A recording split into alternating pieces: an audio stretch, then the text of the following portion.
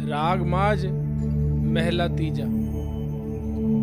इस गुफा में है अखुट पंडारा,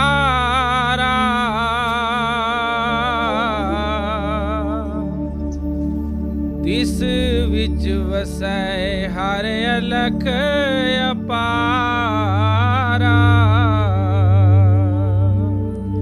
आज के सत्संग के वचन हजूर महाराज जी द्वारा फरमाए गए सत्संग का हिंदी अनुवाद है।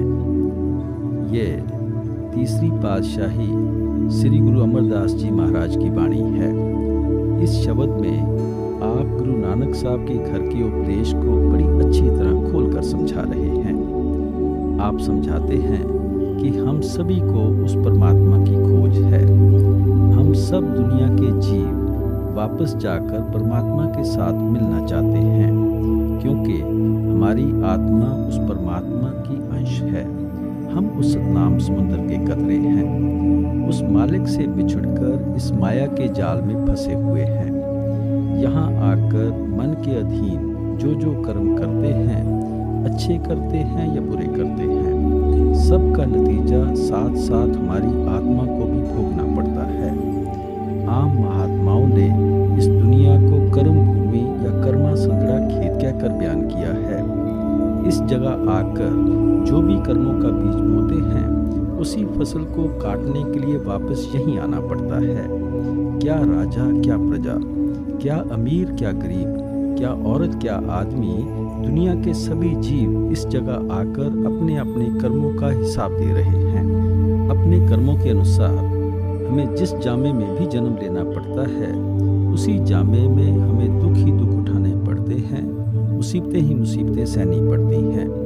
किसी भी जामे में जाकर हम कभी सुख हासिल नहीं कर सकते, शांति प्राप्त नहीं कर सकते।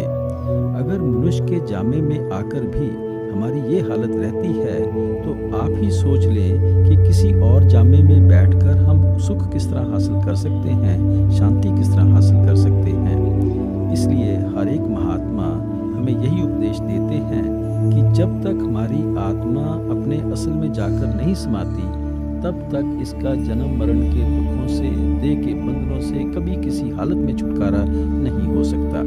इसलिए हर एक को उस परमात्मा की खोज है। हम सब दुनिया के जीव अपनी अपनी अक्ल के अनुसार हजारों स्थानों पर जाकर उस परमात्मा को ढूंढने में लगे हुए हैं। कोई मंदिरों, मस्जिदों, गुरुद्वारों में ढूंढता है, कोई हिमालय पर्वत पर खोज कर रहा है, कोई ग्रंथों, पोथियों, वेदों, शास्त्रों में तलाश कर रहा है। गुरु नानक साहब उपदेश करते हैं कि वह परमात्मा कहीं बाहर नहीं है। वह परमात्मा तो हमारी देह या वजूद के अंदर बैठा हुआ है। गुरु अमरदास जी समझाते हैं, सदा हजूर दूर न देखो रचना जिन रचाई। जिस परमात्मा ने इस सारी दुनिया की रचना की है, वह कहीं दूर नहीं है। वह तो 24 घंटे तुम्हारे साथ है, तुम्हारे शरीर के अंदर बैठा हुआ है। अगर कोई लेबोरेटरी है जिसके अंदर जाकर मालिक से मिलने की खोज करनी है, वह हमारा शरीर है, हमारी देह है। आज तक शरीर के बाहर ना किसी को कुछ मिला है, ना ही कुछ मिल सकता है। गुरु अमरदास जी फरमाते हैं, गुरमुख होवे सो काया खोजे और सब परम बुलाई। जो गुरमुख लोग मालिक के भगत और प्यारे होते हैं, वह हमेशा शरीर के अंदर जाकर उस परमात्मा की खोज करते हैं।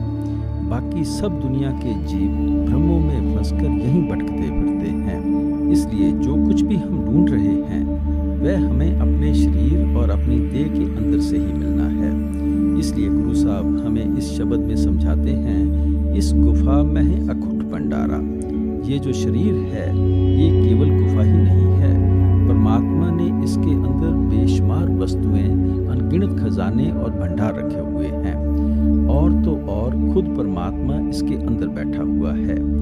यही कबीर साहब फरमाते हैं, ज्यों तिल माहे तेल है, चकमक में आग, तेरा प्रीतम तुझ में, जाग सके तो जाग। जिस तरह तिलों के अंदर तेल होता है, पत्थर के अंदर अग्नि होती है, इसी तरह जिस परमात्मा को तुम खोज रहे हो, वह परमात्मा तुम्हारे शरीर के अंदर बैठा हुआ है, तुम्हारी देह या वजूद के अंदर बैठा हुआ है। गुरु अमरदास जी फरमाते हैं, हर मंदिर एहो शरीर है, ज्ञान रतन प्रगट होए।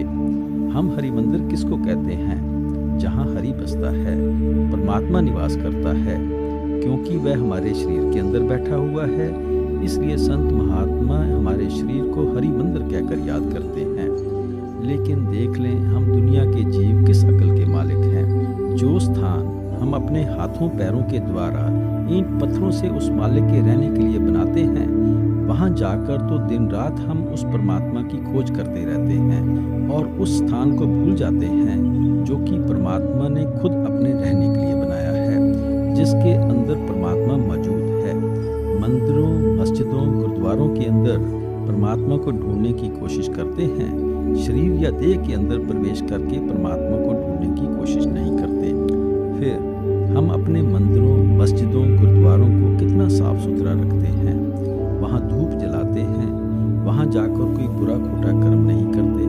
कितनी सफाई हम उन मंदिरों में रखते हैं, क्योंकि वह स्थान हमने परमात्मा के रहने के लिए बनाए हैं। और वह स्थान जो परमात्मा ने खुद अपने रहने के लिए बनाया है, जिसके अंदर वह परमात्मा खुद बैठा हुआ है, उसके अंदर कभी मांस डाल देते हैं, कभी शराब डाल देते हैं और कभी उसके अंदर बैठकर बुरे खोटे कर्म करते हैं। अपनी बनाई हुई चीज़ की कदर करते हैं, परमात्मा की बनाई हुई चीज़ की कदर नहीं करते। कई बार तो हिस्ट्री पढ़कर बड़ी शर्म आती है कि अगर हमारे बनाए हुए ईंट पत्थरों के मंदिरों, मस्जिदों, गुरुद्वारों की दीवार के अंदर कभी गलती से भी कोई दरार आ जाती है, तो हम उस परमात्मा द्वारा बनाए गए हरि मंदिरों को हजारों की संख्या में गिराने के लिए तैयार हो जाते हैं। हिस्ट्री पढ़कर देख लें कि धर्म के नाम पर, ईश्वर के नाम पर लोगों ने किस तरह एक दूसरे का खून बहाया है। अगर एक दूसरे का गला काटने से ही परमात्मा मिल सकता हो, तो सोचो इससे सस्ता सौदा और कौन सा हो सकता है। लेकिन ये हमारी भूल है। जिनका परमात्मा से प्यार होता है, वह परमात्मा की सृष्टि, परमात्मा की रचना से भी प्यार करते हैं। वह एक परमात्मा है, उस परमात्मा ने ही हमें पैदा किया है, वही परमात्मा हर एक के अंदर बैठा है। मैं कहता हूँ कि फिर भी कोई अगर किसी से नफरत करता है, तो वह परमात्मा से नफरत करता है। अभी तो उसके अंदर मालिक से मिलने का शौक ही पैदा नहीं हुआ, प्यार ही पैदा नहीं हुआ। इसलिए महात्मा हमें बड़ा खोल कर समझाते हैं कि वह परमात्मा हर एक के शरीर के अंदर बैठा हुआ है। आपे गुप्त प्रगट है, आपे गुर शब्दी ही आप वंजावणिया। अब फरमाते हैं कि वह परमात्मा कण कण में, पत्ते पत्ते में व्यापक है। वह परमात्मा चोरों, ठगों, साधुओं, संतों, महात्माओं के अंदर भी व्यापक है। यहाँ किसी कौम, किसी मजहब का सवाल ही पैदा नहीं होता।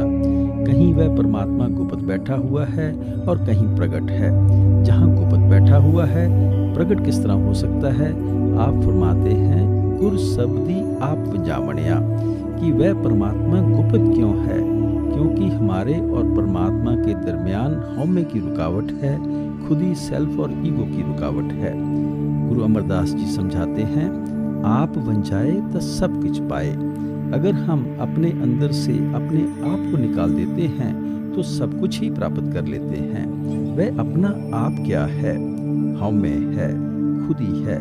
ये जो सारा दिन हम सोचते रहते हैं, ये मेरी कौम है, मेरा मजहब है, मेरा मुल्क है, मेरी औलाद है, मेरी जायदाद है, हम जिन्हें सारा दिन मेरा मेरा कहते रहते हैं, ये चीज़ें हमारे बुजुर्गों की नहीं बनी तो हमारी किस तरह बन सकती हैं? ये सब कुछ उस परमात्मा का है।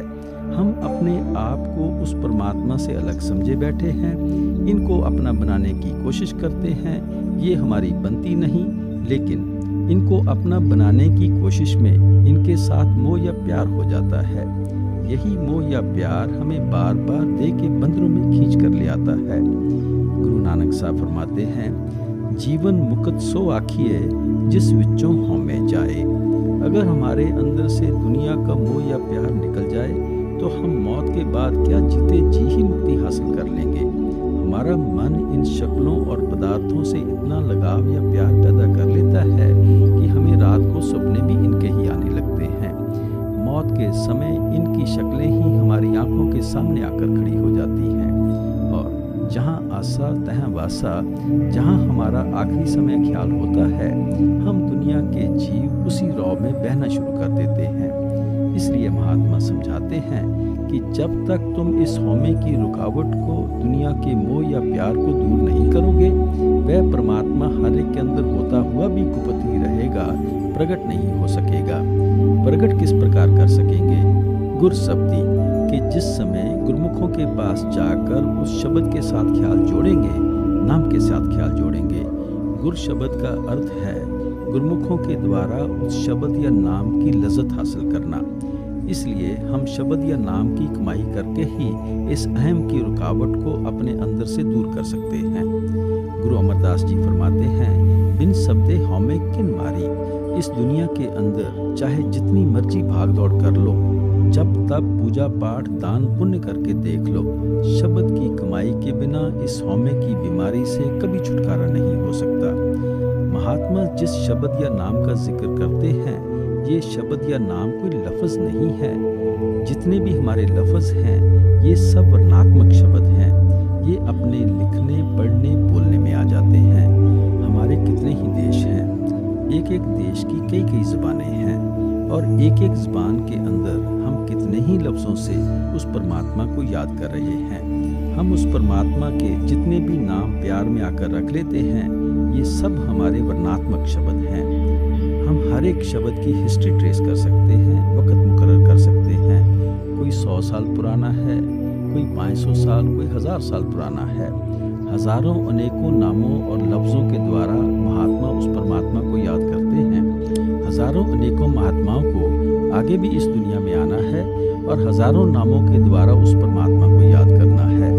लेकिन हर एक महात्मा सच्चे नाम की महिमा करता है, धुनात्मक नाम की महिमा करता है, जिसे ना आंखों से देखा जा सकता है, ना ज़बान से बोला जा सकता है और ना ही इन कानों से सुना जा सकता है। जिसको हुजूर महाराज जी अनरिटन लॉ, अनस्पोकन लैंग्वेज कहकर समझाया करते थे, उसी नाम की गुरु अंगद देव जी महिमा करते हैं। अखी बाजों वेखना बिन कन्ना सुनना, पैरां बाजों चलना बिन हथा करना, जीबे बाजों बोलना यूं जीवत मरना, नानक हुक्म पछाण के तो खस में मिलना। उस शब्द, हुक्म या नाम को पकड़कर हम अपने खसम, पति यानी परमात्मा से मिलेंगे, जिसको ना कभी हमारी आंखें देखती हैं, ना हमारी ज़बान बयान करती है, ना कभी हमारे कान सुनते हैं, जहाँ ना हमारे हाथ लेकर पहुँच सकते हैं, ना हमारे पैर लेकर पहुँच सकते हैं, और जिस चीज़ को हम जीते जी मरकर ही हासिल कर सकते हैं। जीते जी मरने का मतलब है कि जिस चीज़ को 9 द्वारों में से ख्याल को निकाल कर आंखों के पीछे इकट्ठा करके ही हासिल कर सकते हैं। गुरु साहब बड़ी सुंदर उदाहरण देते हैं कि जिस तरह खंडरों के नीचे बने बनाए कुएं दबे पड़े रहते हैं, हम उन ज़मीनों पर चलते फिरते हैं, लेकिन हमें पता नहीं होता कि बना बनाया कुआं इस मिट्टी के नीचे दबा हुआ है। ओड वह सज्जन होते हैं जिन्हें हम वाटर डिवाइनर कहते हैं। वह अपने इल्म और हुनर के द्वारा हमें समझाते हैं कि इस जगह पर ज़मीन की खुदाई करो, तुम्हें बना बनाया कुआं मिल जाएगा। ओड लोग कुआं बनाकर धरती के अंदर दबाकर हमें खबर देने नहीं आते। उनके पास इल्म और हुनर होता है, जिससे फ़ायदा उठाकर हम ज़मीन की खुदाई करके कुएं का इस्तेमाल शुरू कर देते हैं। इसी तरह गुरमुखों को अपने पास से हमें कुछ नहीं देना है। वह दौलत मालिक ने हमारे अंदर हमारे लिए रखी हुई है। उन्होंने केवल इशारा करना है, तरीका बताना है, युक्ति बतानी है कि किस तरीके से हम आंखों के पीछे ख्याल को इकट्ठा करके उस शब्द या नाम की लज्जत हासिल कर सकते हैं। इसलिए आप समझाते हैं कि गुर शब्दी, हम गुरमुखों के द्वारा ही उस शब्द या नाम की लज्जत हासिल कर सकते हैं। जब हमारा मन उस शब्द या नाम की लज्जत में लग जाता है, तो ये हौमे की बीमारी, दुनिया का मोह या प्यार हमारे अंदर से निकल जाता है। फिर कहीं जाकर हमें अपने आप का पता चलता है, अपने असल का पता चलता है कि वह परमात्मा हमारे अंदर ही है, लेकिन गुप्त है। जब हम गुरमुखों के जरिए शब्द की कमाई करके हौमे की रुकावट को दूर कर लेते हैं, तो वह हमारे अंदर प्रकट हो जाता है। वारी जियो वारी,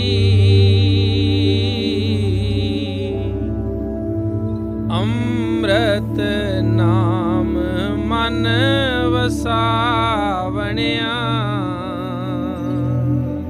आप फरमाते हैं कि हम अपने आप को अपने सतगुर पर बलहार करते हैं, कुर्बान करते हैं, निछावर करते हैं, क्योंकि उन्होंने हमारा ख्याल उस शब्द या नाम के साथ जोड़ दिया। ये हमारा मन जो विषय विकारों, शराबों, कबाबों, इंद्रियों के भोगों में फंसा हुआ था, अब इसके अंदर अमृत से भरा हुआ नाम आकर बस गया। पहले हमारे अंदर क्या बसा हुआ था? दुनिया के रंग तमाशे बसे हुए थे। लेकिन जिस समय गुरुमुखों की संगत की, उनके बताए हुए उपदेश पर चलना शुरू किया, हमारे मन ने नाम की लज्जत पाकर अपने आप ही विषय विकारों, इंद्रियों के भोगों को छोड़ दिया। लेकिन जिस अमृत का जिक्र गुरु साहब यहाँ करते हैं, वह अमृत हमें कहीं बाहर से नहीं मिलता। वह अमृत कहीं बाहर बताशे घोलने से नहीं बनता। वह अमृत तो 24 घंटे हम सब के अंदर बरस रहा है। वह अमृत तो चोरों, ठगों, साधुओं, संतों, महात्माओं सब के अंदर है। यहाँ किसी कौम, मजहब, मुल्क का सवाल ही पैदा नहीं हो सकता। गुरु रामदास जी फरमाते हैं, 9 दरवाजे नवे दर फीके, रस अमृत 10वें चुईजे। भाई, आंखों के नीचे नीचे इंद्रियों के भोग हैं, विषय विकारों, शराबों, कबाबों की लस्तें हैं, लेकिन जो रस से भरा हुआ अमृत है वह 10वें चुईजे। वह तो तेरी आंखों के पीछे बरसता है। इसलिए जब तक हम उस नुक्ते पर अपना ख्याल इकट्ठा नहीं करते जहाँ दाता दाद देता है, बख्शिश करता है, अमृत रूपी नाम बरसता है, विचार करके देखें, तब तक हम अपने अंदर से उस अमृत को किस तरह पी सकते हैं, और उस अमृत को पिए बिना हम अमर किस तरह हो सकते हैं, मरण जन्म के दुखों से हमारा छुटकारा किस तरह हो सकता है। जिस मन ने उस अमृत को अंदर से पीना है, वह तो कभी बेटे बेटियों के प्यार में फंस जाता है, कभी कौमों, मजहबों, मुल्कों के झगड़े छेड़ना शुरू कर देता है, कभी शराबों, कबाबों की लज्जतों के पीछे भागता है, कभी काम क्रोध की लहरों में फंस जाता है। इसलिए जब तक हम उस मन को सिमरन और ध्यान के जरिए इन आंखों के पीछे इस नुक्ते पर इकट्ठा नहीं करेंगे, तब तक हम उस अमृत को पी किस तरह सकेंगे। कितनी जबरदस्त बारिश दिन रात होती रहे, अगर हम बर्तन को ही उल्टा करके रखते हैं तो उस बर्तन के अंदर पानी की एक बूंद भी नहीं जा सकती। अगर उसी बर्तन को सीधा कर देंगे तो पहली नहीं दूसरी तीसरी बारिश में जरूर भर जाता है। इसलिए महात्मा समझाते हैं कि जो अमृत रूपी नाम है वह तुम्हारे अंदर बस रहा है। तुम बाहर मुखी हुए बैठे हो, कर्मकांड में फंसे हुए हो। अपने ख्याल को गुरुमुखों के जरिए, सिमरन और ध्यान के जरिए आंखों के पीछे इकट्ठा करो और उस अमृत को पीना शुरू करो। उस शब्द या नाम की लज्जत हासिल करो। अमृत नाम महारस मीठा,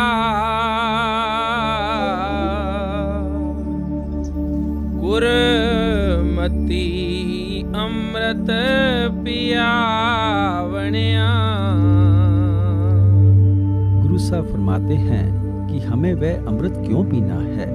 अमृत नाम महारस मीठा, यानी वह जो नाम है, अमृत है, उसकी लज्जत बहुत मीठी है। मीठी इसलिए कहते हैं कि संसार के जितने भी रंग सैर तमाशे हैं और जो हमें अभी मीठे लगते हैं, यह फिर हमें फीके लगने शुरू हो जाते हैं। जिसे हीरे जवाहरात मिल जाते हैं, वह फिर कौड़ियों के पीछे दर दर ठोकरें नहीं खाता। लड़कियां गुड्डियों से तब तक खेलती हैं जब तक उनकी शादी नहीं हो जाती। इसी तरह जिसे अमृत पीने को मिल जाता है, उसका विषय विकारों, शराबों, कबाबों की तरफ ख्याल नहीं जाता। Only an attachment can create detachment, detachment can never create attachment.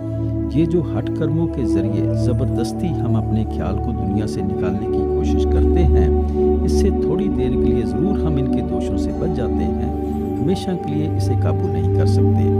इस प्रकार मन को वश में करना इसी तरह है जिस तरह एक सांप को पकड़कर पिटारी में बंद कर लेना है। पिटारी के अंदर बंद कर लेने से ना तो सांप का गुस्सा जाता है, ना रोष जाता है और ना ही जहर जाता है। जब तक वह पिटारी में बंद है, तब तक हम उसके डंक और जहर से जरूर बचे रहते हैं। लेकिन जैसे ही सांप को पिटारी से बाहर निकलने का मौका मिलेगा, वह डंक जरूर मारेगा, कभी अपनी आदत से बाज नहीं आ सकता। सांप को पिटारी के अंदर बंद करके हम निर्भय नहीं हो सकते। हमें अपनी जान का खतरा फिर भी लगा ही रहता है। अगर उसी सांप को पकड़कर हम उसकी जहर की थैली ही निकाल देते हैं तो वह सांप हार्मलेस हो जाता है, फिर चाहे हम उसे सारा दिन अपने गले में डाल रखें। इसलिए महात्मा समझाते हैं कि जंगलों पहाड़ों में छिपकर, मंदिरों मस्जिदों गुरुद्वारों में जाकर हम अपने मन को वश में करने की इसी तरह कोशिश करते हैं जिस तरह जबरदस्ती एक सांप को टोकरी में बंद किया जाता है। जिस समय फिर दुनिया का सामना करना पड़ता है तो वही इच्छाएं, वही तृष्णाएं जाग उठती हैं और हमारा मन उसी तरह हमें उंगलियों पर नचाना शुरू कर देता है। आप प्यार से समझाते हैं कि जब हमें शब्द या नाम की लज्जत आ जाती है जो दुनिया की सब लज्जतों से ऊंची और पवित्र है, तो उस लज्जत को पाकर हमारा मन अपने आप ही दुनिया का मोह या प्यार छोड़ देता है। आप देखें, अगर एक लड़की को हम शादी से पहले समझाएं कि तू माता पिता का प्यार छोड़ दे, सखियों सहेलियों का प्यार छोड़ दे, रिश्तेदारों का प्यार छोड़ दे, वह बेचारी सारी उम्र लगी रहे कभी कामयाब नहीं हो सकती। जिस समय उसकी शादी हो जाती है, पति से उसका प्यार हो जाता है, तो वह माता पिता को भी भूल जाती है, भाई बहनों को भी भूल जाती है, सखी सहेलियों को भी भूल जाती है, बल्कि उनसे मिलने तक की भी उसे फुर्सत नहीं मिलती। एक व्यक्ति के प्यार ने उसको सारी दुनिया से निर्लेप कर दिया। महात्मा समझाते हैं कि हमारे मन की भी यही आदत है। ये लज्जत का आशिक है। जब तक इसे दुनिया के मोह, दुनिया के प्यार से ऊंची और पवित्र लज्जत नहीं देंगे, ये दुनिया का मोह या प्यार छोड़ने को कभी तैयार नहीं होगा। वह ऊंची और पवित्र लज्जत शब्द या नाम की लज्जत है। इसलिए आप फरमाते हैं, अमृत नाम महारस मीठा। भाई, वह जो अमृत से भरा हुआ नाम है उसकी लज्जत बहुत ही मीठी है। इतनी मीठी है कि उस लज्जत को पाकर ख्याल अपने आप इन विषय विकारों से निकल जाता है। लेकिन उस अमृत भरी लज्जत को हासिल किस तरह कर सकेंगे? गुरमति अमृत पियावणिया। जिस समय तुम मन की मत को छोड़ दोगे, गुरमुखों की मत के अनुसार चलना शुरू कर दोगे। मन की मत क्या है? मन हमें बारमुखी कर देता है, कर्म कांड में उलझा देता है। मन कहता है कि सरोवरों में स्नान कर लो, मुक्ति हो जाएगी। समाधियां बना लो, मुक्ति हो जाएगी। खड़ाओं पर माथा टेक लो, मुक्ति हो जाएगी। महात्मा की चारपाइयों को मत्था टेक लो, मुक्ति हो जाएगी। महात्माओं के मकानों पर सिर रगड़ो, मुक्ति हो जाएगी। हम हमेशा बाहरमुखी होने की कोशिश करते हैं। जो महात्मा की असली तालीम है कि अपनी सूरत यानी आत्मा को 9 द्वारों से निकालकर आंखों के पीछे लाकर शब्द के साथ जोड़ो, नाम के साथ जोड़ो, हमारा मन हमें उस रास्ते पर कभी चलने ही नहीं देता। गुरु अमरदास जी फरमाते हैं, पूजा करें सब लोग संतो, मन मुख थाए न पाई। हम दुनिया के सब जीव अपनी अपनी अकल के अनुसार परमात्मा की भक्ति कर रहे हैं, क्योंकि आत्मा का थोड़ा बहुत झुकाव अपने असल की तरफ जरूर होता है। उसके अधीन होकर हम सभी उस परमात्मा की खोज में लग जाते हैं, लेकिन मनमुख थाए न पाई। हम मन के पीछे लगकर परमात्मा की भक्ति करते हैं। मन क्या करता है? हमें ऐसे रास्ते पर चलाता है जिस रास्ते पर चलकर हम कभी अपने ठिकाने पर नहीं पहुंच सकते। गुरु अमरदास जी फरमाते हैं, शब्द मरे मन निर्मल संतो, ए पूजा थाए पाई। अगर तुम शब्द या नाम की कमाई करके मन को निर्मल और पवित्र कर लोगे तो यही परमात्मा की सच्ची भक्ति है। यही भक्ति तुम्हें तुम्हारे ठिकाने पर पहुंचाएगी। बिना इस भक्ति के हम अपने ठिकाने पर किस तरह पहुंच सकते हैं? इसलिए गुरु साहब फरमाते हैं कि गुरुमुखों की मत पर चलना हमारे लिए बहुत जरूरी है। हमें मारे बजर कपाट खुलाया, नाम अमोलक गुर प्रसादी पाया। गुरु साहब ने ऊपर की 4-5 पंक्तियों में संत मत के सार का अच्छी तरह बयान कर दिया है। अब एक एक बात को अलग अलग खोल कर समझाते हैं। आप फरमाते हैं, हमें मार बजर कपाट खुलाया। यानी जब तक हम अपने अंदर से हौमे की बीमारी को दूर नहीं करते, बजर कपाट को रास्ते से दूर नहीं करते, हम कभी वापस जाकर उस परमात्मा से मिलने के काबिल नहीं हो सकते।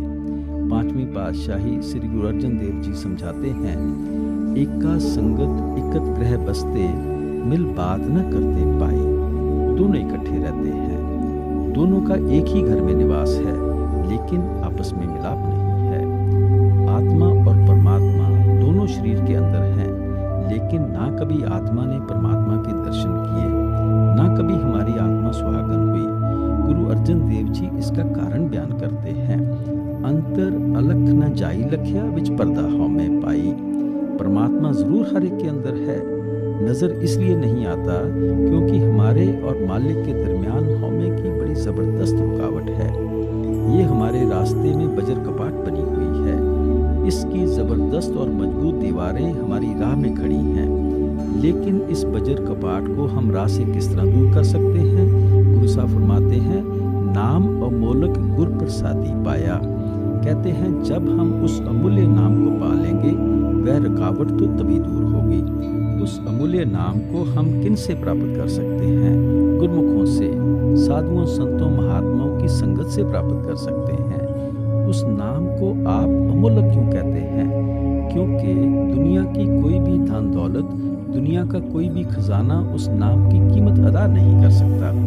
अक्सर संतों महात्माओं ने उसे रतन, जवाहर, माणिक कहकर बयान किया है, क्योंकि दुनिया के अंदर हमारे लिए जो कीमती से कीमती चीज है वह रतन, जवाहर और माणिक ही माने जाते हैं। इसलिए दुनिया की चीजों की मिसाल देकर समझाते हैं, लेकिन साथ ही उसको अमूल्य और अमोलक भी कह देते हैं कि दुनिया की कोई दौलत, कोई खजाना उसकी कीमत अदा नहीं कर सकता।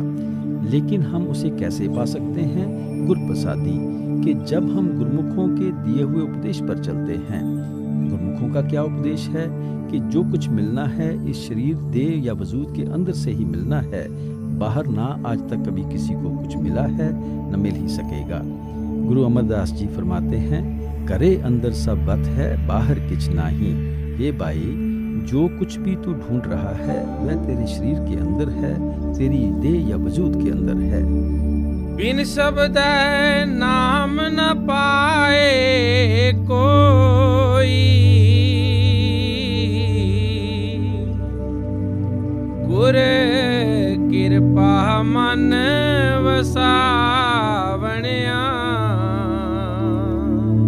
अब गुरु साहब फरमाते हैं कि शब्द या नाम की कमाई के बिना परमात्मा की कोई भक्ति ही नहीं है, कोई पूजा ही नहीं है। हम दुनिया के जीव तो यूं ही भ्रम और धोखे में फंसकर दिन रात दुनिया के अंदर ही भूले फिरते हैं, भटकते फिरते हैं। गुरु अमरदास जी फरमाते हैं, बिन नावे होर पूज न होवी, परम भूली लोकाई। भाइयों, इस नाम की कमाई के बिना कोई भक्ति ही नहीं है। लोग यूं ही भ्रमों में फंसकर भूले फिरते हैं।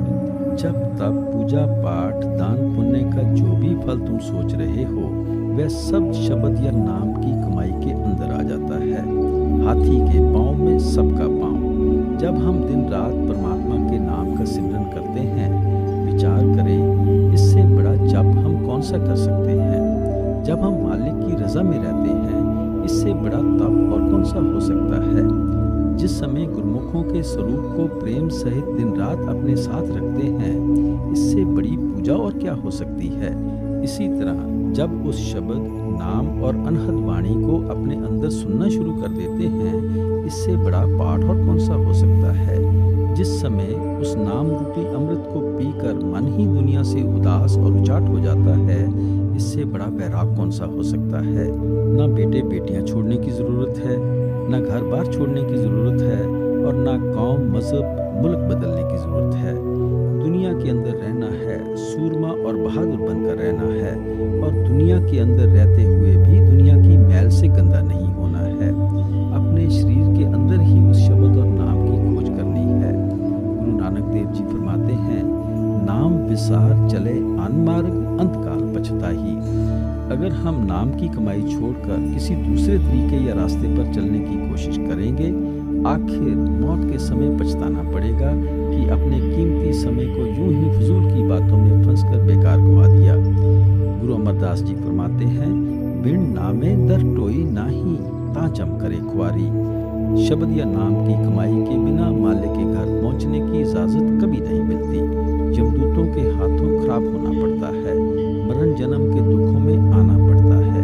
इसलिए महात्मा बार बार हमें समझाते हैं कि जो कुछ भी मिलना है उस शब्द या नाम की कमाई से मिलना है। इसी तरह गुरु अर्जन देव जी बड़ा सुंदर उदाहरण देते हैं, कुरुत्ता बीज बीजय नहीं जम्मै, सब लाहा मूल गवाएंदा। अगर सारी उम्र जमीन में बेमौसमा बीज डालते जाओगे, वह फसल कभी किसी के घर नहीं आ सकती। किसान लोग जानते हैं कि जब भी गेहूं बोना हो कार्तिक के महीने में बोते हैं।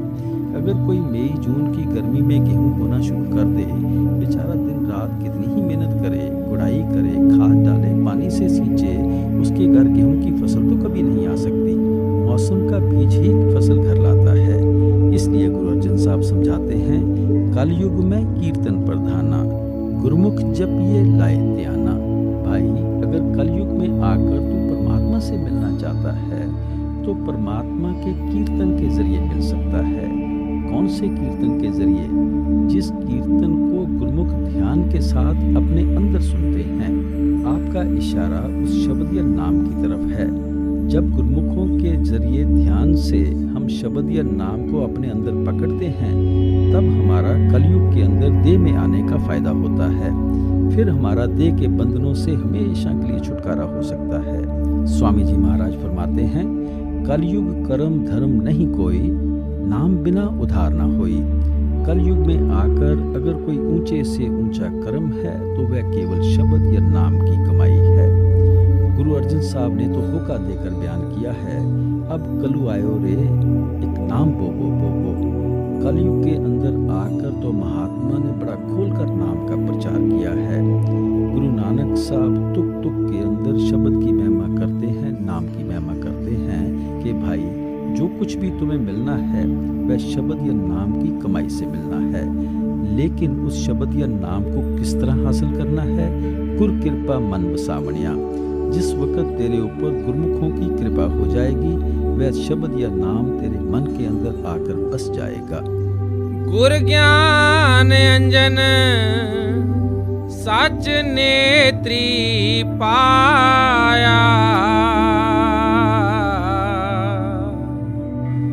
अंतर चानन अज्ञान अंधेर गवाया। अब फरमाते हैं कि ये किस तरह पता चलता है कि हम पर गुरुमुखों की कृपा हो रही है, हम उनके बताए हुए उपदेश से फायदा उठा रहे हैं। गुरु साहब फरमाते हैं, गुरु ज्ञान अंजन सच नेत्री पाया, कि जिस समय गुरुमुखों के ज्ञान के अनुसार हम अपनी आंखों के अंदर सच शब्द या नाम का सुरमा लगाना शुरू कर देंगे, हमारी आंखों के आगे जो अज्ञानता का अंधेरा है वह दूर होना शुरू हो जाता है और हमें उस परमात्मा का नूर और प्रकाश अंदर दिखाई देना शुरू हो जाता है। अब हम आंखें बंद करते हैं, हमें तो अंधेरा ही अंधेरा दिखाई देता है। ये किस चीज का अंधेरा है? ये अज्ञानता का अंधेरा है। लेकिन जिस समय गुरुमुखों के कहने के मुताबिक हम सिमरन और ध्यान के द्वारा आंखों के पीछे ख्याल को इकट्ठा करते हैं, फिर हम अपने अंदर उस प्रकाश को देखना शुरू कर देते हैं, उस ज्योति के दर्शन करना शुरू कर देते हैं, जिसके जरिए हमारे रास्ते से अज्ञानता का अंधेरा दूर होना शुरू हो जाता है। इसलिए हर एक महात्मा ने उस प्रकाश का, उस ज्योति का जिक्र किया है। कबीर साहब फरमाते हैं, दीवा बले अगम का बिन बाती बिन तेल। वह जो अगम की ज्योति हमारे अंदर जलती है वह बिना बत्ती और बिना तेल के जलती है।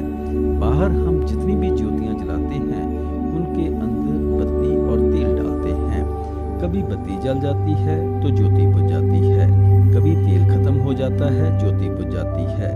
लेकिन जिस ज्योति का संत महात्मा जिक्र करते हैं उसे कभी बत्ती और तेल की जरूरत नहीं पड़ती। उसमें परमात्मा की डाली हुई बत्ती कभी खत्म नहीं होती और ना कभी परमात्मा का बख्शा हुआ तेल खत्म होता है। इसी तरह पलटू साहब फरमाते हैं, उल्टा कुआं गगन में तिसमें जरे चिराग। तिसमें जरे चिराग बिना रोगन बिन बाती, 6 रुत 12 मास रहत जरते दिन राती। हमारे सिर के ऊपरी हिस्से को उल्टा कुआं कहकर बयान करते हैं, क्योंकि कुएं का तल नीचे की तरफ होता है, हमारे सिर का ऊपर की तरफ है। इसलिए आप फरमाते हैं कि जिस समय तुम 9 द्वारों से ख्याल को निकाल कर आंखों के पीछे ले जाते हो, तुम उस उल्टे कुएं के अंदर आ जाते हो। तो जहां हमें हमेशा चिराग और ज्योति जलती हुई नजर आती है, वह कितनी देर तक जलती है?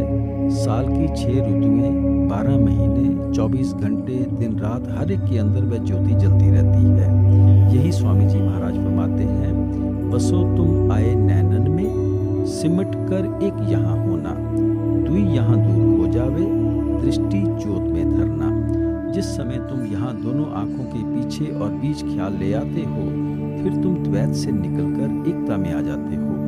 जब तक दोनों आंखों से बाहर की तरफ देख रहे हैं, तब तक द्वैत में फंसे हुए हैं। जब दोनों आंखें बंद करके ख्याल को आंखों के पीछे समेट लेते हैं, फिर हम एकता के अंदर आ जाते हैं, दृष्टि ज्योत में धरना। वहां तुम्हें एक ज्योति जलती दिखाई देगी। उस ज्योति के दर्शन तुम्हें अपने अंदर ही करने हैं। हजरत ईसा ने भी इस ज्योति के बारे में कहा है, if thy eye be single, thy whole body shall be full of light। हमें दोनों आंखों को बंद करके तीसरी आंख या थर्ड आई यानी शिव नेत्र को खोलना है। फिर हमें अपने अंदर नूर ही नूर, प्रकाश ही प्रकाश दिखाई देना शुरू हो जाता है।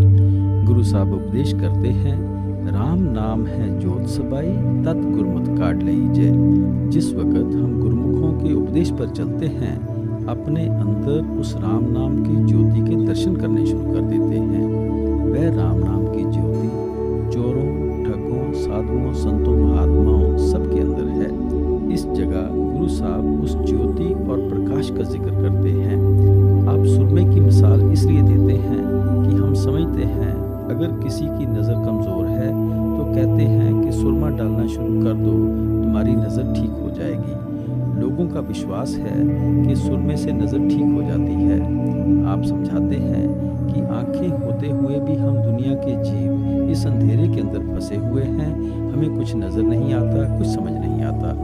जिस समय इन आंखों के अंदर शब्द का सुरमा डाल देंगे, फिर हमारे अंदर से अज्ञानता का अंधेरा दूर होना शुरू हो जाएगा और हमारे अंदर नूर और प्रकाश पैदा होना शुरू हो जाएगा। हम मालिक के दर्शन करने लगेंगे। आप फरमाते हैं, अंतर चानन अज्ञान अंधेर गवाया।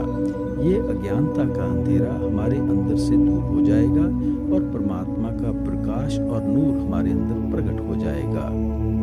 ज्योति ज्योत मिली मन माने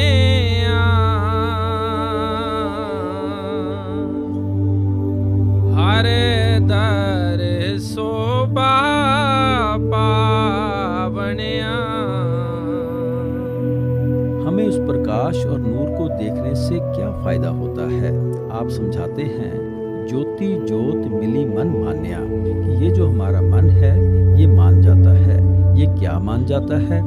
अभी हमारा मन कर्मकांड में फंसा हुआ है, विषय विकारों, शराबों, कबाबों के पीछे दौड़ता है। ये बिल्कुल बेकाबू हो चुका है। जिस समय अंदर उस प्रकाश को देखता है, उस शब्द या नाम की आवाज को अंदर सुनता है, ये मान जाता है। वापस ब्रह्म त्रिकुटी अपने ठिकाने पर आना शुरू हो जाता है। जिस समय ये पूरी तरह मान जाता है तो अपने आप ही ठिकाने पर पहुंच जाता है। फिर हमारी आत्मा अपने आप इसके पंजे से आज़ाद हो जाती है। हमारी आत्मा और मन की गांठ खुल जाती है। फिर हमारी ज्योति जाकर उस ज्योत के अंदर समा जाती है। जब तक हमारा मन नहीं मानता, ज्योति कभी ज्योत के अंदर नहीं समा सकती।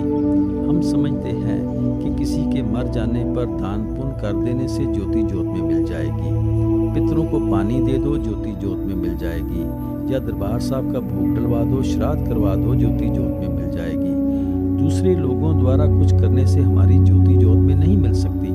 अपनी ज्योति तो आप ही ज्योत में मिलानी पड़ती है। लोगों के पीछे चलने से हमें कुछ फायदा नहीं मिलेगा, कुछ भी हासिल नहीं होगा। जो कुछ भी फायदा हमें उठाना है, जीते जी उठाना है। जितना अरसा हमारा मन नहीं मानता, शब्द या नाम की लज्जत हासिल नहीं करता, तब तक हमारी ज्योति उस ज्योत के अंदर किस तरह मिल सकती है? जिस समय मन मान जाएगा, ज्योति ज्योत में मिल जाएगी। फिर शोभा पावणिया। हरि की दरगाह में जाकर हमें सदा के लिए शोभा और इज्जत मिल जाएगी। शरीरों पालन को बाहर जाए, नाम न लहे बहुत बेगार दुख पाए। अब गुरु साहब फरमाते हैं कि जिस शब्द का, नाम का, ज्योति का जिक्र मैंने अभी अभी किया है, कहीं उस शब्द को सुनने के लिए, उस ज्योति को ढूंढने के लिए बाहर दौड़ना ना शुरू कर देना, क्योंकि हमारे मंदिरों, मस्जिदों, गुरुद्वारों और गिरजाघरों में सभी के अंदर ज्योतियां जलाई जाती हैं। कहीं उन्हें जाकर माथा ना टेकना शुरू कर देना। गुरु साहब फरमाते हैं कि जिस शब्द और ज्योति का मैंने जिक्र किया है, वह शब्द और ज्योति कहीं बाहर नहीं है, वह हमारे शरीर, देह या वजूद के अंदर है। अगर हम उस शब्द या नाम को शरीर के बाहर ढूंढ रहे हैं तो हम अपने कीमती समय को दिन रात बेगारियों की तरह बर्बाद कर रहे हैं। बेगारी कौन होता है? जो सारा दिन मेहनत करता है, थक कर चूर हो जाता है, अपना खून पसीना भी एक कर देता है, लेकिन बदले में उसके हाथ पल्ले कुछ नहीं पड़ता। हमें जो कुछ भी मिलना है शरीर के अंदर ही मिलना है। ग्रंथों, पोथियों, वेदों, शास्त्रों में महात्मा उस शब्द की महिमा कर देते हैं, उस ज्योति और प्रकाश के दर्शन करने का तरीका और साधन बता देते हैं। लेकिन ग्रंथों, पोथियों, वेद शास्त्रों को पढ़ने से तो कभी किसी को वह प्रकाश नजर नहीं आता, न कभी उस शब्द की आवाज सुनाई देती है। महात्माओं ने उस चीज की ग्रंथों, पोथियों, वेदों, शास्त्रों में महिमा लिखी है, उसको प्राप्त करने का तरीका और साधन लिखा है। जिस समय इन्हें पढ़कर साधन और तरीके के मुताबिक देह के अंदर खोज करनी शुरू कर देते हैं, फिर हम अपने अंदर उस ज्योति के दर्शन भी कर लेते हैं और घंटे और शंख की आवाज को भी अंदर सुन लेते हैं। इसलिए महात्मा हमें बार बार बाहर के भ्रमों से निकालते हैं कि जो कुछ मिलना है वह शरीर के अंदर ही मिलना है। वह हमें इसलिए बार बार सावधान करते हैं कि कहीं हम बाहर मुखी होकर कर्म कांड में न फंस जाएं, उस शब्द को, उस प्रकाश को बाहर ही ना ढूंढने में लग जाएं। मन मुख अंधे सूझे नाही,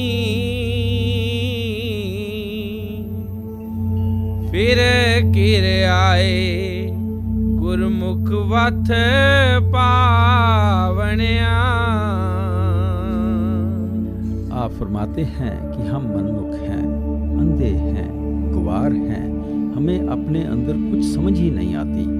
एक तो आंखें नहीं हैं, रास्ता हमें दिखाई नहीं देता, सिर पर पापों का बोझ उठाया हुआ है। उस अंधेरे के अंदर हम दिन रात भटकते फिरते हैं, तड़पते फिरते हैं। आप फरमाते हैं कि जिस समय बाहर की ठोकरें खाकर पूरी तरह बेबस होकर हम फिर गुरमुखों, साधुओं, संतों, महात्माओं की संगत करते हैं, वह हमें इस अज्ञानता के अंधेरे से निकलने का रास्ता बता देते हैं, तरीका बता देते हैं। हम उनके समझाने के अनुसार बाहर के कर्म कांड को छोड़कर अपने शरीर या देह के अंदर खोज करनी शुरू कर देते हैं, तो हमें वह रास्ता भी मिल जाता है, प्रकाश भी मिल जाता है और हम अपनी मंजिल मकसूद पर भी पहुंच जाते हैं। इसलिए फरमाते हैं कि गुरमुखों की, साधुओं, संतों, महात्माओं की संगत और सोबत करनी है। गुर प्रसादी सच्चा हर पाए,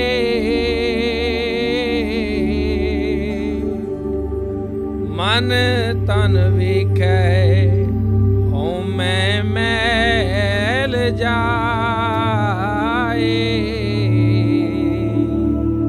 फिर समझाते हैं, गुर प्रसादी सच्चा हर पाए। केवल गुरमुखों के उपदेश पर चलकर ही हम सच्चे परमात्मा को पा सकते हैं।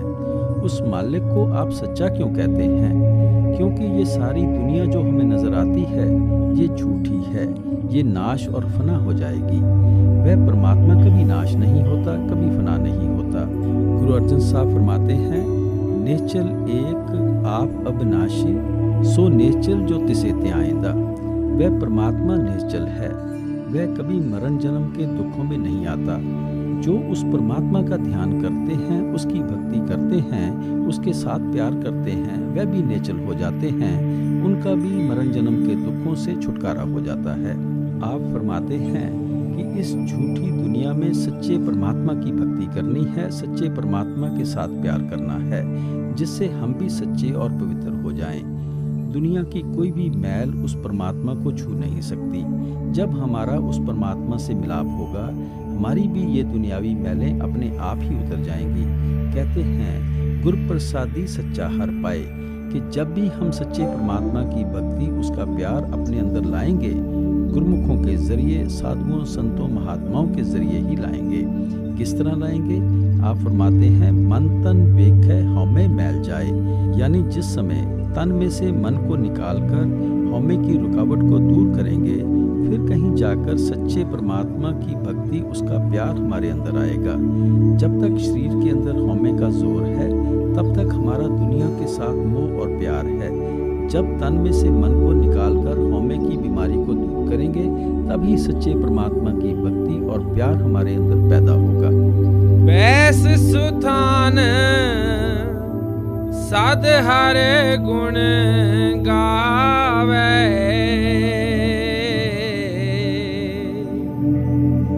सच्चे शब्द समावणिया।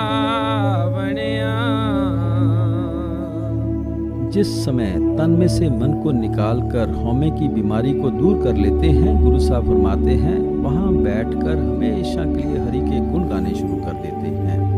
हजूर महाराज जी इसको अंतरी सत्संग कहकर बयान किया करते थे।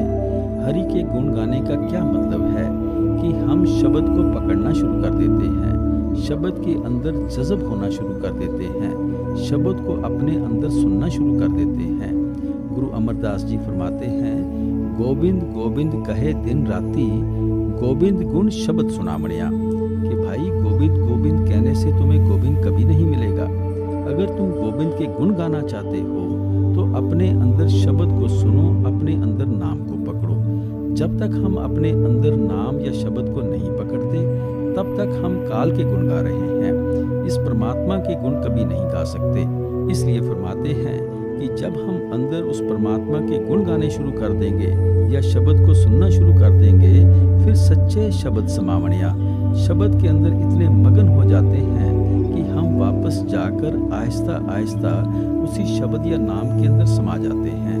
इसलिए महात्मा हमें समझाते हैं कि उठते बैठते चलते फिरते अपने ख्याल को शब्द या नाम के साथ जोड़कर रखना है। नौ दर ठाके तावत रहाए,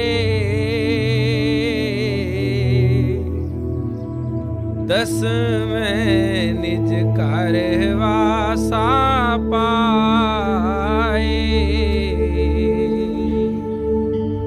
ओथे अनहद शब्द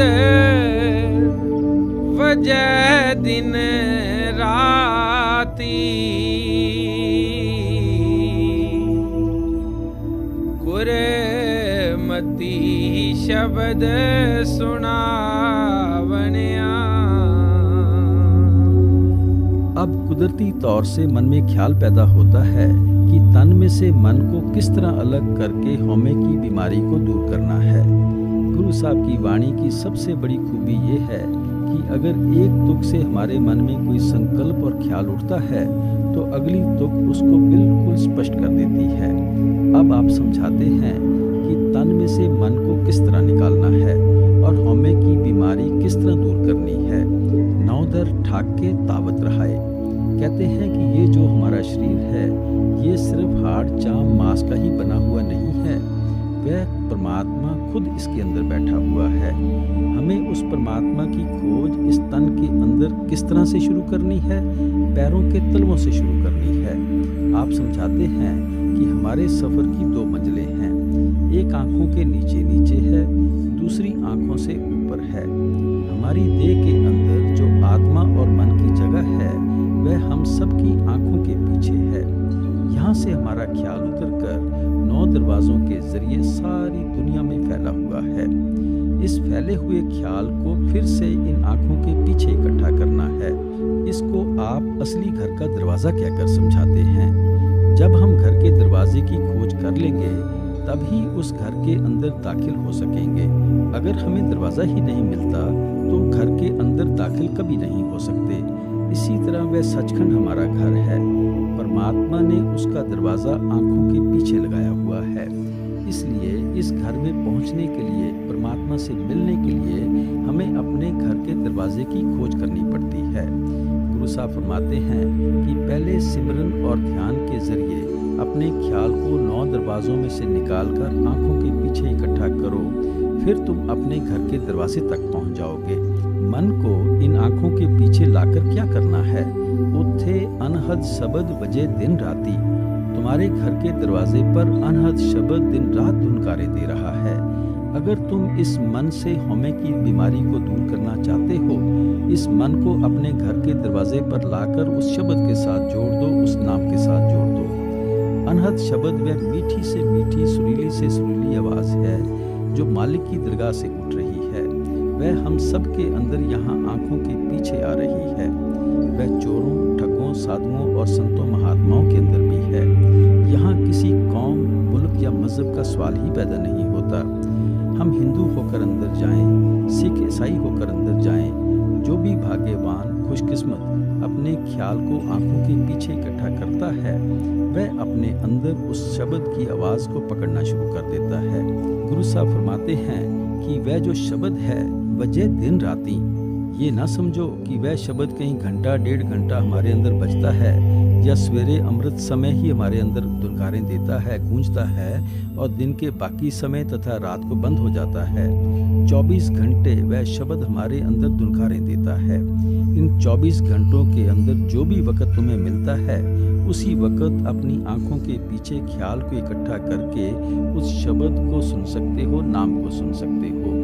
कोई ऐसा वक़्त नहीं जो मालिक की भक्ति के लिए नहीं है। वही घड़ी, वही मुहूर्त, वही वक़्त शुभ है जिस वक़्त हमारा मन उस परमात्मा की भक्ति, शब्द या नाम की कमाई की तरफ जाता है। जिस समय हमारा मन परमात्मा की भक्ति में लग जाता है, उससे अच्छा मुहूर्त और कौन सा हो सकता है। लेकिन सुबह के वक़्त में महात्माओं ने हमें बड़ी ऐसी खूबियाँ बताई हैं जो किसी और वक़्त में नहीं मिलती। सुबह के समय हमारा शरीर बिल्कुल ताज़ा होता है। पिछले दिन की थकावट उतर चुकी होती है।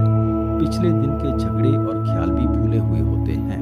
हमारा ख्याल दुनिया के अंदर फैला हुआ नहीं होता और घर में बाल बच्चे भी सोए होते हैं। गली मोहल्लों में बसों, रेडियो, तांगों, रिक्शों आदि का शोर भी नहीं होता।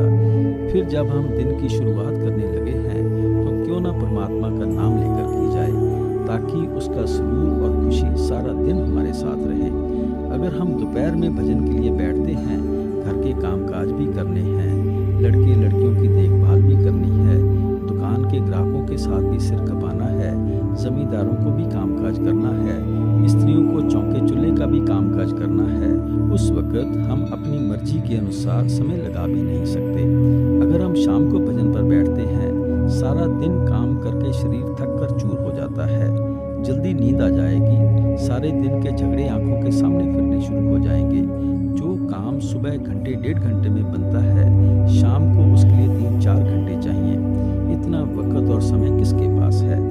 लेकिन अगर किसी को सुबह वक़्त नहीं मिलता तो इसका ये मतलब नहीं कि उसका सारा दिन बेकार ही चला जाए। चाहे वह दोपहर को बैठे, शाम को बैठे, घंटा 2 घंटा, घड़ी 2 घड़ी, जो भी समय उस परमात्मा की भक्ति के लिए निकालते हैं, वह हमारे हिसाब में लिखा जाता है। उसका फ़ायदा हमें ज़रूर प्राप्त होता है। गुरु साहब समझाते हैं, ओथे अनहद शब्द वजह दिन राती, कि भाई जो अनहद शब्द है वह दिन रात तेरे अंदर बज रहा है। जिस वक़्त मर्जी हो उसी वक़्त इन आँखों के पीछे अपने ख्याल को इकट्ठा करके उस शब्द को अपने अंदर सुनना शुरू कर दे। गुरमती शब्द सुनावणिया, लेकिन गुरमुखों के उपदेश के बिना हम उस शब्द को नहीं पकड़ सकते। गुरमुखों का क्या उपदेश है? यही कि सिमरन और ध्यान के जरिए अपने ख्याल को आंखों के पीछे इकट्ठा करो। बिन शब्द अंतर आनेरा, ना वस्त लहै ना चूकै फेरा। अब गुरु साहब सारे ही शब्द का, संतों महात्माओं की सारी तालीम का निचोड़ एक ही पंक्ति में बयान करते हैं। आप फरमाते हैं, बिन शब्दे अंतर आनेरा। भाई, उस शब्द या नाम की कमाई के बिना तू दिन रात जितनी भी कोशिश कर ले, ना कभी तेरी आंखों के आगे से अज्ञानता का अंधेरा दूर होगा, ना तेरा देह के बंधनों से, मरण जन्म के दुखों से, इस 84 लाख योनियों से कभी छुटकारा हो सकेगा, और ना कभी तुझे परमात्मा मिल सकेगा। जो कुछ तुझे मिलना है केवल शब्द या नाम की कमाई से मिलना है। गुरु नानक देव जी फरमाते हैं, शब्द मरे सो मर रहे, फिर मरे न दूजी बार। जो शब्द या नाम की कमाई में लग जाते हैं वह हमेशा के लिए मर जाते हैं, उन्हें बार बार मरण जन्म के दुखों में नहीं आना पड़ता। सतगुर हथ कुंजी होरत दर खुले नाही, गुर पूरे पाग मिलावणिया। असल में महात्मा वाणी में दो चीजों की महिमा करते हैं, सतगुरु भक्ति और नाम भक्ति। अब सतगुरु भक्ति की महिमा करते हैं कि गुरुमुखों के उपदेश पर चले बिना हम कुछ भी हासिल नहीं कर सकते, क्योंकि परमात्मा ने सब कुछ हमारे अंदर रखकर उसका भेद या चाबी गुरुमुखों के हाथ में दे दी है। जब तक वे चाबी नहीं देते, भेद नहीं बताते, चाहे नाम के कितने ही खजाने उस परमात्मा ने हमारे शरीर के अंदर रखे हुए हैं, हम अपने अंदर उस दौलत को कभी हासिल नहीं कर सकते। गुपत प्रगट तू सबनी थाई, गुर प्रसादी मिल सोजी पाई। शुरू में गुरु साहब ने फरमाया था, आपे गुपत प्रगट है आपे, कि वह परमात्मा कण कण पत्ते पत्ते में व्यापक है। किसी जगह वह गुप्त है, किसी जगह प्रकट है। सारे शब्द के अंदर बड़ा सिलसिलेवार आपने उपदेश किया है कि वह परमात्मा हमारे अंदर गुप्त क्यों बैठा है, और जो गुप्त है वह हमारे अंदर प्रकट किस तरह हो सकता है। जब सारी चीज हमें समझा दी, आप फरमाते हैं, गुप्त प्रकट तू सबनी थाई। सेवक कहता है कि हे सतगुरु, मुझे समझ आ गई है कि परमात्मा कण कण पत्ते पत्ते में व्यापक है, और क्यों है और किस तरह प्रकट हो सकता है। आप फरमाते हैं, गुर प्रसादी बिल सोजी पाई, कि ये जो समझ आई है कि परमात्मा गुप्त क्यों है और गुप्त परमात्मा प्रकट किस तरह हो सकता है, किस तरह कण कण पत्ते पत्ते में उस परमात्मा के अपने अंदर दर्शन करने हैं, ये गुरुमुखों, साधुओं, संतों, महात्माओं से पता चलता है। नानक नाम सलाहे सदा तू,